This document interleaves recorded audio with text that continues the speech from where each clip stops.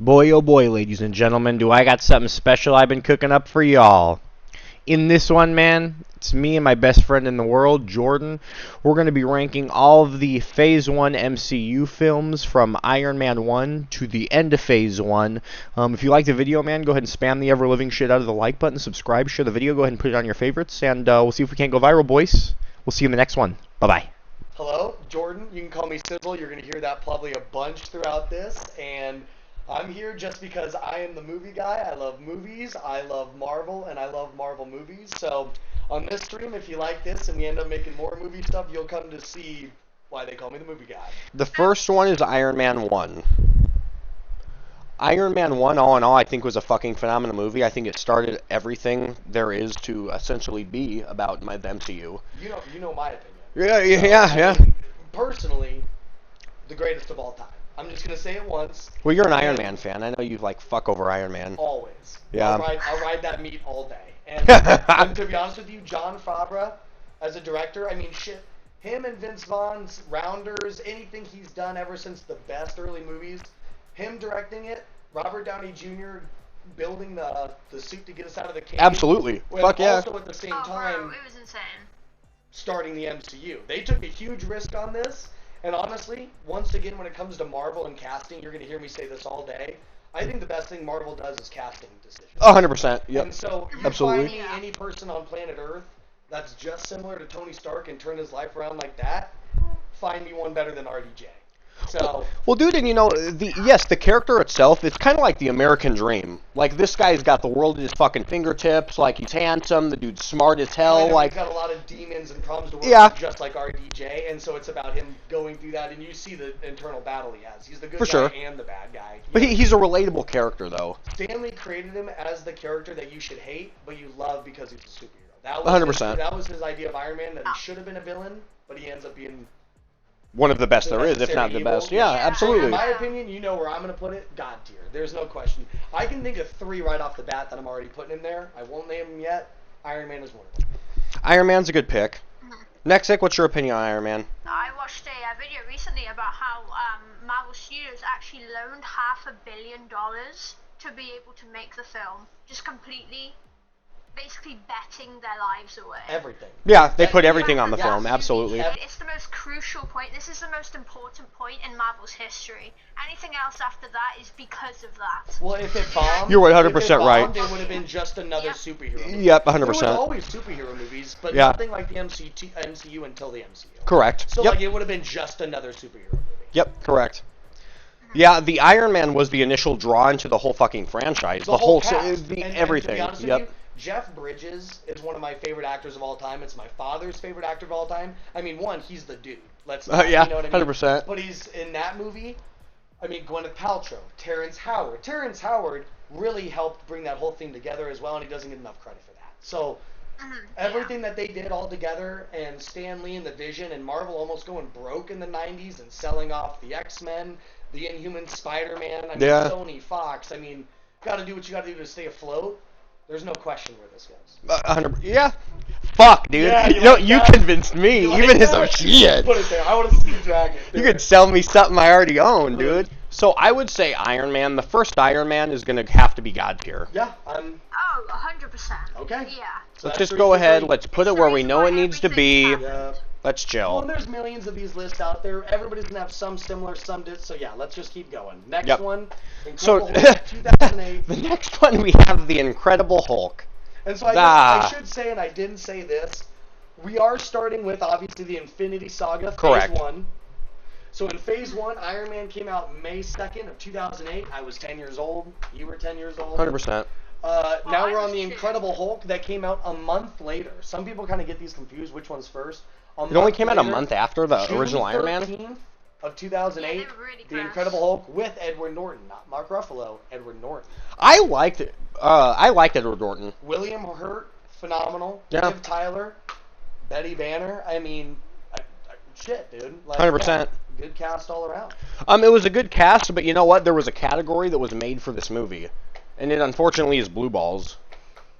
And the reason why it's blue balls is because there needed to be so much more action. When you watch an Incredible Hulk movie, bro, I think you want to see big dick shit explode, and you want to see fight scenes. Like, I understand the romance novelty factor of the actual movie. Like, you want a romance scene, right? Like, you need something to, like, keep people's attention and shit. But the fact of the matter is, if you're watching Incredible Hulk, you want to see big fucking, like, maniac monsters beating the shit out of each other. That is the point of this movie. Kind of like the Eric Bauer one, right? Yes. Because that one was 100%. The dogs and yes. Nick Nolte, like there was a whole bunch. Yes. Okay. And this movie was good, but there was nothing really that drew me personally into the movie. Okay. There was nothing that drew me into it at all.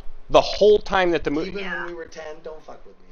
When I was 10, it was real. With Abomination. It was good, but the thing is you're waiting the whole movie for that one fight scene. How expensive was that with the technology back then, though? Let's give it some credit. And, 100%. You're right. Here's the only other thing I'll say. CGI was great. Phenomenal CGI. Yes. And here's the only thing I'll say too. This movie has what not a lot of the other ones will have. It also has things that time also helped in, because we didn't see Liv Tyler again until Cap 4. Right. We saw William Hurt throughout the MCU a couple different times. You saw him rise, but unfortunately, he passed away, and Harrison Ford took over as his character, and he was Red Hulk. This one had characters that didn't return until this year, so that's what's giving a little push and take. But you're right. I will say there could have been more. And another thing, though, if we are watching an Incredible Hulk movie, yes, I want to see all the action. But you got to give some credit, even though we didn't stick with it. Edward Norton was a good Bruce Banner. I thought. Absolutely. Yep. I would have actually preferred if he stayed as the Incredible Hulk. Personally. It was a shame that he argued with Hold on, next. He what'd you say? wanted more creative control, and he was not given that, so he was like, "Fuck this, I'm leaving." Right. If he had been given more creative control, I feel like that film would have been a lot better as well. The only if reason he was just given basically rights. Yes. Yeah, and you know what? I could 100% agree with that. The only other thing I will say, though, is back then, too, that's kind of what a lot of people wanted, because you could do your own trilogy, whatever. Yeah. But they were like, hey, they had to restrict some of the power, because we're not making a trilogy, we're making a dynasty. Correct. And so they had to pull back, because, like, this is your goal of the movie, but here's the overarching goal, and that overarching goal was not a thing before. This really sets that tone. Unless it was like, don't get me wrong, there was plenty of franchises. There's all the Bonds. I mean, you can give it up to the Harry Potters. Like, you know what I mean? That came before some of this. But this was kind of unique in what it was doing. And so that's why I feel like they pulled back a little bit. But you're right. Okay. I just think as a movie in and of itself, it just wasn't a very good movie. I guess I would say I'd put it somewhere in between, you're right, Midgard or Blue Balls. I'd put mid. I would put mid just because I felt like there was definitely high stakes in the film. Like, I felt like this was important. Didn't it cost them a fuck ton of money, too, to make that film? Well, I thought it cost them a shit ton of money. They just say anytime you put Hulk on the screen. Yeah. 100%. Because shit's blowing up, and I mean, there's... So, I get... And plus, the Tim Roth, man, when he fights him after he got the super soldier serum, but then when Mastermind later, like... then beefs him up again. Oh, yeah. They turn him into the Abomination. You know what? And Liv Tyler, Armageddon, go ahead and throw it on Midgard. You know what I mean? Just go that's kind of where I'm going with it, too. Yeah. That's a Midgard. That's fair. I like how next you can balance this out. 100%. Thank you. Okay, so Iron Man 2, that came out May 7th of 2010. 2 years later. We didn't get anything for 2 years after The Incredible Hulk. So, Mickey Rourke, right off the bat, as Whiplash. Yeah, I was going to say Whiplash. He was badass. Super fucking cool. Really cool character. Elon Musk has a cameo in that. Now that he's more popular and talked about, everybody likes to see that. Wait. Sam Rockwell is Does he? Oh, yeah. Sam Rockwell is one of my all-time favorite actors, and I love him. So Sam Rockwell as Justin Hammer can do no wrong. 100%. So, yeah, he played the character really, really well. He plays every character really well. I wanted to hit him in the face. I wanted to hit Justin Hammer in the face. He was a massive fucking douche. And that's how you do it. He was a massive douche. Create a fucking convincing douche. Yep. And that's the truth. And so much, not even that it's comic accurate, but more that it's like, I just loved his take on it. 100%. So, yeah. So for me... all in all, I mean, I thought the movie was excellent. I think that, I put it in great. Yeah. I have no argument putting it in great, but next I want to hear your opinion. I'm actually feeling that too. I don't think it was as good as Iron Man 1. I feel like... correct. I agree 100%. Yo, It our felt mom has a bit crush on rushed Iron Man. because Jon Favreau wanted production until 2011, but he got 2 years instead of 3. So I feel like the story itself could have been just a little bit better and a little bit more detailed. Right. I think it was a great film, just based on its time. I feel like the graphics and CGI was a lot better from the first one. And yeah, I definitely would put it. I put it great, but like it's a low grade for me. Oof. See, okay, Just so because here's my of only some of the thing. images. I think it fits so much story into that because one, we got Don Cheadle, which at first I was confused, but I couldn't see anybody else as War Machine now. Maybe still Terrence Howard, but I love him as War Machine. Yeah, 100%. Two, Oh, yeah. Gwyneth Paltrow still phenomenal in that. 3, we got Black Widow, way more of Nick Fury. We got the story with his father. He was also dealing with the he had to get the new arc reactor. Yep. And we got so much in one. I have to disagree with the story. I thought the story was incredible. I think they took the time and I think they used it well. I mean, because I'm going to be honest with you. Scarlett Johansson with those curls and then she fights all the dudes in that hallway. Sold. Like, Yeah. It was never, from Millions that of point on, dollars. I Millions was of like dollars. Black Widow 100%. every time. That's what Every everybody time. wanted. We all know That's it. what every man and most women on the planet wanted. Goddamn Are you right. kidding me? Yep, after that, Shoot. you Call can't him even blame Joe's. him. Good for him. Dude, I mean, So, yeah. Yo, I am all for the great. I'm all for great. I don't think, Great. yeah. Yeah. It I wasn't have as no good as argument one. with great. I don't think most things are as good as one. Let's get that out of the way. Is this the first Thor right here? Oh yeah, Thor Yeah. number The 1. first baby. Thor? Okay. When we had Um, unworthy Thor, when he could not lift the hammer, and this came out on May 6th, 2011. So 1 year after, a little before, 364 days, Thor came out. This movie, I don't really have much to say about this. I loved the story, and like I really liked the story. I'm putting this as great. I think this is a great movie, and the reason it's a great movie is because it introduces us to Thor, and we get to know what Thor is really about. We get to know the situation with his brother as well a little bit. Natalie Portman, Yeah. Stellan Skarsgård. Yep. I mean, the cast is great, and we get to meet. Well, not meet, but we get to see again because he talked about it in Iron Man 2. Yep. Phil Coulson. Yeah, and Yeah.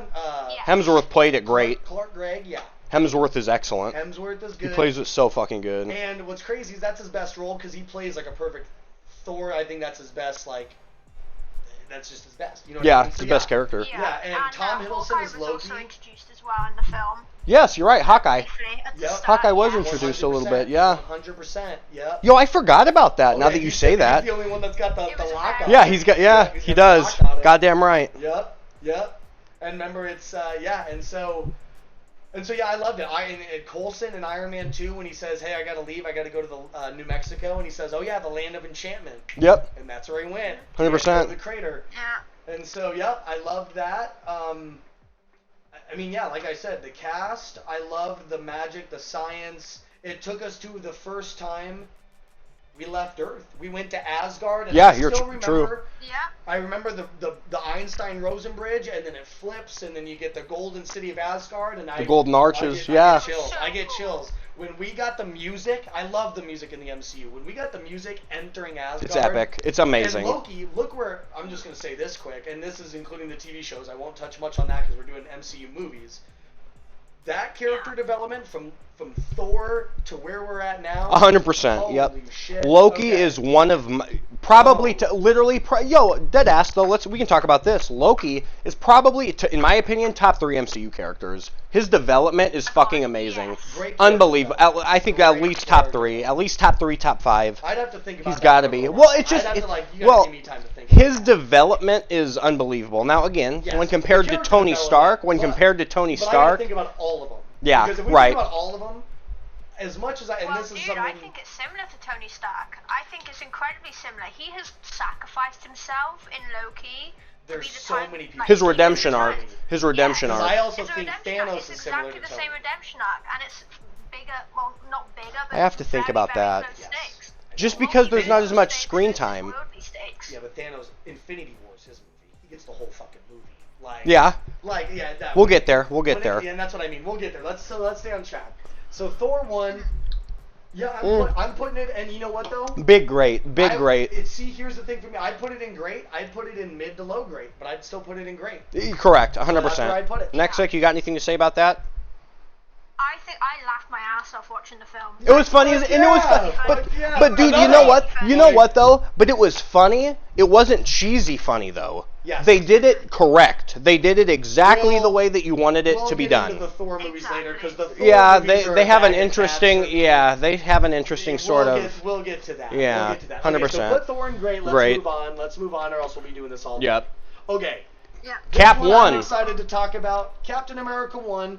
This one came out July 22nd of 2011, the same year, 2 months later. Captain America 1. So for me, the Red Skull. Haley Atwell to me is one of my all-time Hollywood crushes. I'm just going to throw that out there now because I know she's watching. So she's beautiful. Yeah. Watching this when I was, how old would I have been? 12? We were what, 12? 13. When I was watching this as a 13-year-old kid, I felt a sense of motivation watching this fucking movie. This movie hyped me the fuck up. Dead ass. I loved this movie. If we're getting back to casting again, we already know Iron Man's great. We know Thor's great. Yep, 100%. Chris Evans, he was Johnny Storm before in Fantastic Four. We'll get into that in another video sometime other. Yeah. Him playing that character was awesome. All of his movies are good. I love him in The Gray Man, by the way. Psycho. Love him. Such the opposite of Cap. But him as Captain America, it's almost hard to remember him in anything else. Anything else. I mean, he's Cap. This was the greatest character that he has ever played, in my opinion. I'll say, a lot of people do not like Cap, and for example, we have a good friend, and he's not a huge fan of Cap. I think he doesn't like Cap? How do you not like Captain America? Here's my thing, and here's why a lot of people don't, and here's my thing to all the haters. They don't understand it. He's just superhuman. He has the shield. I don't get it. He's not that strong. Whatever. The reason people don't like Captain America is because they don't know who Steve Rogers is. Steve Rogers is the superpower. His heart is the superpower. They make that abundantly clear. Stanley Tucci points that out in the movie. 100%. The serum can make a good man great, but it can make a bad man worse. Right. That's the whole point. Yeah, absolutely. And so Steve Rogers, his heart's his superpower. The serum, the shield, everything else is a bonus. It just enhanced everything that was there. Right. Steve is the superhero. Absolutely. And so, I know where I'm putting this. Great. Dude, I'm gonna be honest. I would even almost put this in God tier. High great God tier. It does have. To be honest, it has an Infinity Stone, and the movie. I loved the movie. And let me think. Personally, Iron Man 1, Iron Man 2, Hulk, and Thor. We were not dealing with Infinity Stones. And a cool fun fact and Easter egg about this. At the very beginning, when him and Bucky are at the Stark Expo, which later is also in Iron Man 2 and they refer to. 100%. The original Stark Expo with Howard Stark, Dominic Cooper's Howard Stark.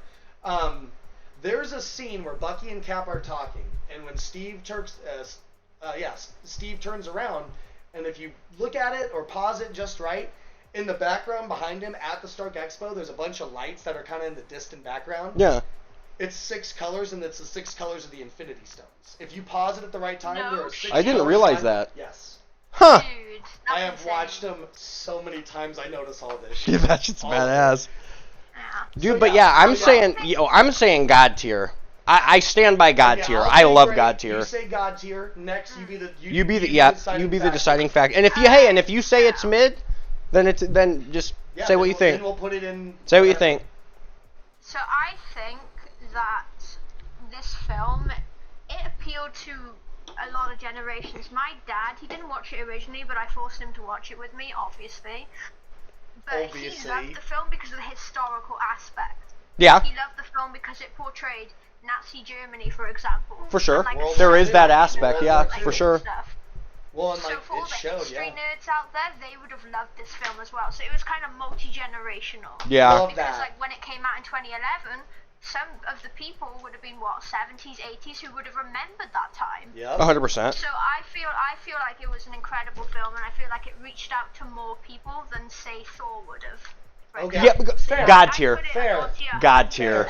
And the actor that was part of the Howling Commandos, he is also the same actor and in the movies the grandson or whatever of Peter Parker's principal. But we'll get into that later. Like, dude, it's so fucking cool how these are all tied in. I know, they're incredible. Oh, yeah. And a real quick fact, also one of Peter Parker's teachers is the student that's in the Incredible Hulk 1 when he has to sneak in and he has the pizza and he talks to Lou Ferrigno, who was the original Incredible Hulk, who was the security guard. And remember when he sneaks in with the pizza? There's that nerd in the office who's like eating the pizza with him. Yeah. That same actor is Peter Parker's teacher later in the films. Huh. Crazy, right? Fuck yeah, dude. bro. Well, they knew what they knew what they were doing the whole time with this whole thing. The whole time. It was remarkable. All right, so where are we putting it next? You tell us. God tier or great? God tier. Oh, let's go. They Okay. launched the trilogy. It's one of the best trilogies It out is. there. Yeah. 100%. Like in movie I love history. Iron Man. In movie history. I love Iron Man, and he still has a better trilogy. Like, Cap still has the better trilogy. Yeah. Okay, next one. Avengers This 1. This one, I already know where I'm putting it, but we'll get there. Okay. So, Avengers 1, May 4th of 2012. There was a lot of bullshit in this movie. This movie set in motion a lot of the things. best- Marvel did all of this so that when you did get Avengers, none of it felt overwhelming. None of it was bullshit, quote unquote. Correct. You knew what was going on. Oh. I felt like this movie, I mean, we already had the Holy Trinity, so by the time we got the Yep, Avengers, absolutely. I mean, for me, It made sense. you know where I'm gonna put it. So I mean, you tell me a little bit more Everyone what was you brought think. together. This movie, it needs to go in God tier, I think. I think that's the only place for this movie, to be honest with you. Nexic, do you have any, like, alternate opinions on that? Do you have any other input? Because I think it needs to go in God tier. I think if we don't put this in God tier, the whole rest of the list, we're doing it wrong. Nobody watches. No one Everybody watches. No one tunes out. wants to see what we put anything else. No, It no, no. needs to go No, in but God you know what tier. though? I do want to hear next. I do Yeah. wanna hear Well, next. no, yeah. Explain, because I just don't have much to say about it personally. I think it's just an obvious God tier. Okay, so let's. Yeah.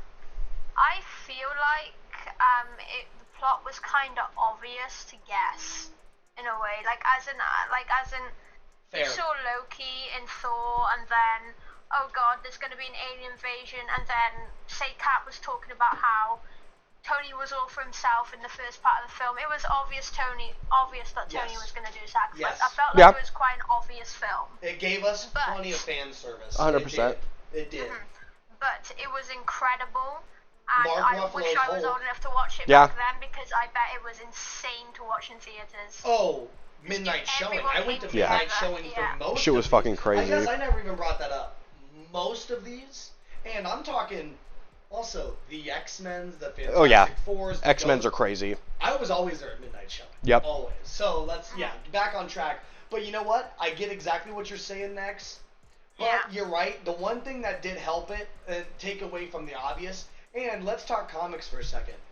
You knew Loki was going to be the bad guy the entire time too, because Loki historically in the comics always brings the Avengers together by causing a problem that forces them to come He's just a together. nuisance. A And big that's what yep. they talk about in the show too. That he's like, hey, your only role in existence is to make sure that everybody else can be the best of themselves. Is to throw a wrench in the bullshit. Yes. Yep. Throw And a wrench in so- the. Yep. And so, for me, yes, you're right. I do think obvious the whole way. And what's crazy is they really foreshadowed a bunch of stuff. Like in Captain America 1, Stanley Tucci as the doctor that gives it to him, the super soldier. Right. He says some people are born great. Thor, Prince of Asgard. Some people achieve greatness. Tony, he had to work to go from an asshole to Yeah, becoming absolutely. Iron Man. Yeah. And then Cap. Yeah. People that have greatness thrust upon them. The super soldier serum, he becomes him over inside. Correct. Yep. So he references that, and then Avengers, they also sit there and they talk about when they have a fight, all of them together, and Cap and Iron Man are really hitting heads, and he goes, "You would never be the guy to sacrifice his life for another's, and you would never, Yes. jump on the wire." Right. And he says, "No, I would always cut the wire." Forward to Endgame, he's the only one that not the only one, but he's like Right. the one that sacrifices it for everyone. Right. And then for Cap, Tony argues with him and says, no, "You're not special. Everything special about you came out of the Bottle. That's not true because in Endgame, he is able to lift the hammer. Ye- You have to be able to be worthy to lift the hammer. Nothing about that came out of the serum. Dude, yo, that's actually. I didn't even think about that, Yes. but yo, that's 100% true. Dude, it's all Yeah. It's a God tier movie. Put it, yeah, I need to put it where it belongs. Yeah. Let's quit fucking, It has to be yeah. God tier. Yo, thank you guys so much for watching. I really hope you enjoyed. If you did, make sure you go ahead and Batista bomb the like button and Stone Cold Stun the subscribe button. And for right now, man, I really hope that you enjoyed me and Jordan's little take on Phase 1. Be ready for Phase 2. And let me know in DMs or in the comment section what kind of shit you'd like to see me do other than gaming content, man. Like, I'm always going to game. I'm probably always going to play WoW. But, you know, shit, dude, I'd play a scary game. I do whatever the hell you guys are interested in because I just like to have a good time, man. So, anyway, man, I hope you guys have a good day and take it easy, dude. We'll see you in the next one.